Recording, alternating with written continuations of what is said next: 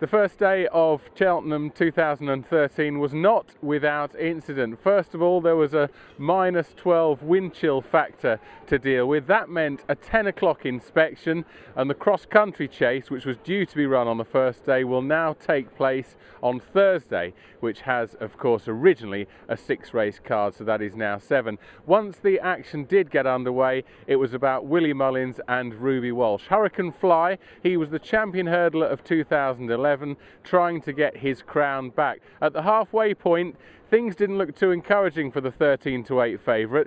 Walsh was out of his ground and was just starting to niggle along, but Hurricane Fly came back on the bridle, stormed up the hill, and in the end beat Rock on Ruby, the defending champion, by 2.5 lengths. That wasn't the only success for the duo. Quavega made history. She is now a 5-time Cheltenham Festival winner. She won the Mare's Hurdle. That again looked unlikely. She seemed to clip heels of one of the other runners before she found her feet up the hill. And the first winner for the Walsh and Mullins team came aboard Champagne Fever. That sank the gamble on My Tent or Yours in the open of the Supreme Novices Hurdle. Nicky Henderson, trainer of My Tent or Yours, and Barry Geraghty, his jockey, though, they did have their moment in the sun. That was with Seamansig. This horse was the 8-15 favourite for the Arkle Chase. He gave his supporters a hairy moment when he clouted the 9th fence, but in the end he was okay. I'm not quite sure how he's going to get on when he takes on Sprinter Sacra,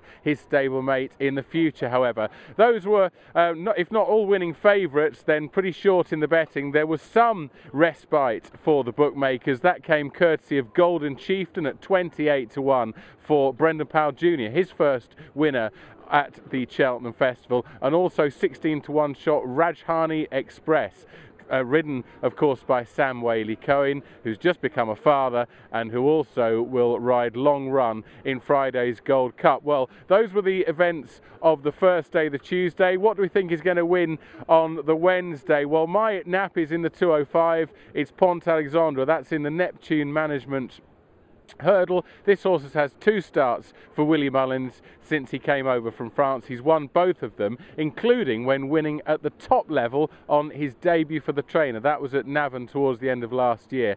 He's worthy of note, certainly a horse for the future. Others we should mention, Union East, he's in the 240. That's the RSA chase. He looks promising for Paul Nicholls. He won a big handicap here back over the track in December. Others to throw in, Sprinter Sacra will be building society odds in the Queen Mother Champion Chase at 320, but really ought to win. Others to throw in, Nico de Boinville. He's the amateur rider who rides Sprinter Sacra at Nicky Henderson's Seven Barrows stable in the morning. I think he can kick off with a winner in the first race. That's the 4-mile National Hunt Chase. It's run to honour Lord John Oaksey this year. God's me judge for Alan King is the selection there. And in the final 2 races, the Fred Winter Bordoni. I like the look of this one. He is progressive for John Ferguson, who moonlights as a jumps trainer when he's not advising Sheikh Mohammed over his bloodstock deals. And then finally, Regal Encore. That is in the bumper. He was acquired by JP McManus after he won on his debut, and he can put down something of a down payment on his purchase price. Well, those, I hope, are the winners for Wednesday. Don't forget to join us after all the action on Cheltenham's second day.